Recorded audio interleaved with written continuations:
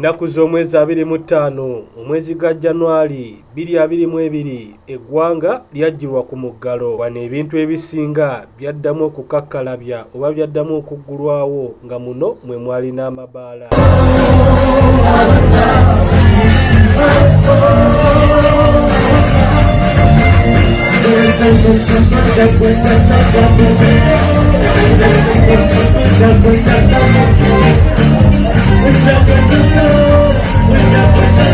Abantu baddamu okubinuka amasejjere olw'okuggulwawo kw'amabaala mu ng'ombe egamba nti tuli wabweru.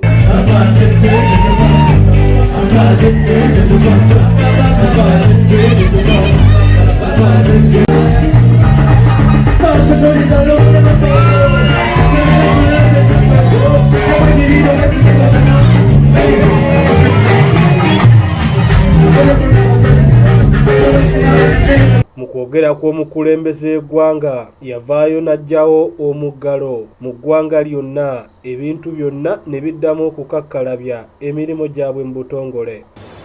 We now intend to fully reopen the economy as well as educational and social activities in some staggered manner. The transport sector, which has been operating at 50%, will be opened fully. The cinema halls and sports events to be allowed to open with the SOPs. Muno mwe mwali n'ebifo ebisanyukirwamu oba amabaala okuddamu okukola oluvannyuma lw'emyaka 2 nga biri ku muggalo.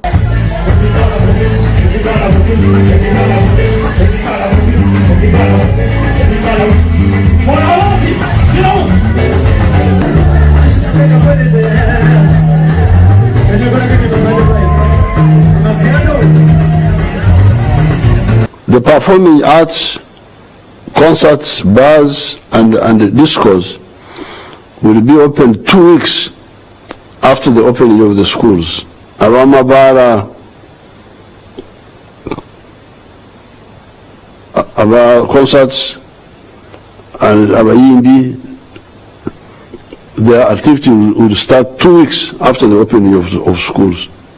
Newankubadde byaggulwawo naye omukulembeze w'eggwanga yavaayo n'ategeeza nga bwe balina okugoberera ebyo minisitule y'ebyobulamu bye yateekawo okutangira ekirwadde ki COVID-19. And with the SOPs directed by the Minister of Health. Twatuukiriddeko okubakulira amabaala basobole okutunnyonnyola oba ebigobererwa ebyassibwawo minisitule y'ebyobulamu oba bigobererwa baatutegeezezza bwe bati. Tugezaako obigobera wadde si byangu kati nga ku Gate Joyce kusanzeewo kavumbi nga banaaba mu ngalo basikale we bali masiki zambala wadde abamu bagenda bevaako mpolampola engeri ekonomi gye yaggulawo abantu bafuna ku vakisinti naye kwegamba tugenda tubivaako mpolampola ekonomi bagiggulawo. Nakubiteekawo.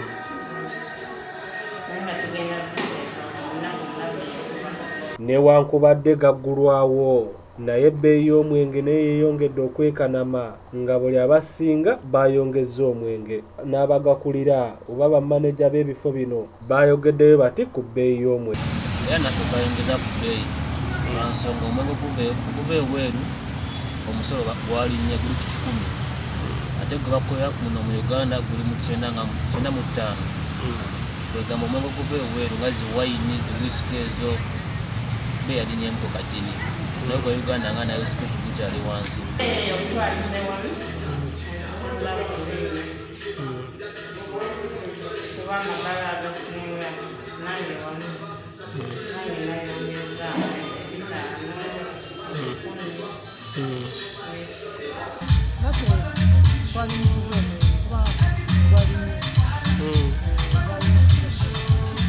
Bitaano ne bibiri oba muli ku bitaano. Tetwakomyawo twasobodde kunoonya n'abagakulamu oba bayite ba waitress nabo basobole okuba nga batuwa ku ndowooza yaabwe. Twabanoonyezza wonna gye badde beekwese era bino bye baatutegeezezza.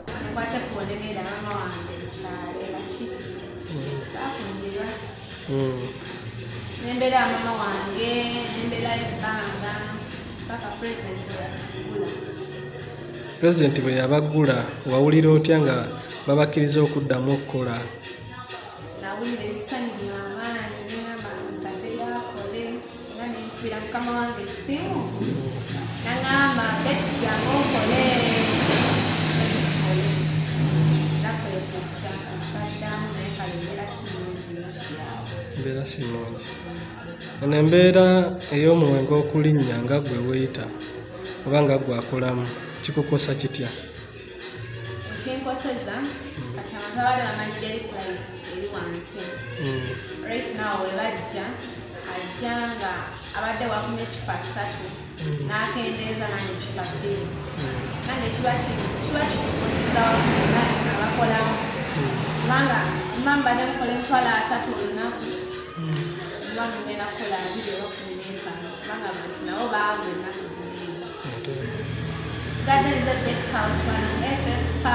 Twabadde tutinattina ne tugwa ku batuuze basobole okuba nga batuwa ku ndowooza yaabwe kugulawo kwa Mabaala era nabo basobodde okuba nga boogera bino.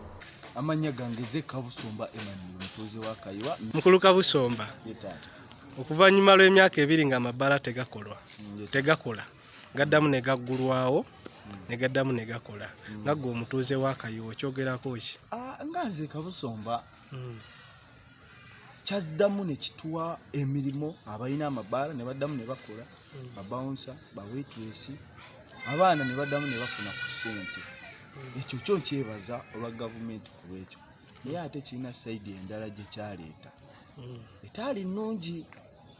Mu myaka egyo ebiri obubbi bwali bukendedde mu kifo kyaffe wano naye kati ate obubbi bwazzeemu baana batandise okubba abaana ekireetedde n'abalala okufa. Abaana ngaawo nankulabye ku Sentema Road abaana bambi bababbye nnyo so kati nakyo ekyo nakyo ate kirina engeri gye kitunyigiriza nnyo. Ngowooza kiviridde ku kuggulwawo kwa Mabaala nti abantu batambula babeera batambula obudde bwe baagaliddewo kati tosobola kwawula omubbi ku muntu omuto. Nyakoojo oli wa Mmengo wobeera wano wennyini? Oluvannyuma lw'okuggulawo kwa Mabaala emyaka 2 nga temunywa nkulabe okutta eccupa okyogerako ki ekyokubaggulawo? Mwana tunyumirwa kati obudwingi tufunira ku tayimu yamaanyi nebimama tufuna oli twali tubinoonya nga tetubiraba bwali bwana bw'essomero buli awo bwepanga kati tufuna byakozeemu ekitegeera ebyakozeemu. Kati owulira otya nga babaggulawo? mpulira nyumirwa naye obwavu ez'omwenge tezirabika yamaanyi. Ebbeeyi y'omwenge yalinnye kati okikola otya? Yalinnye kati tubeera awo tuswama buswami tuli awo. Muswama buswami mbeera mbi. Kati olunaku omala bbanga ki nga tonywedde oba olunaku olina oyiwayoko? Nyinza okulwala sebo oba tonywedde omala olunaku nga sinywedde nyinza okulwala. Abdul Kuteesa Musisi, MRU TV.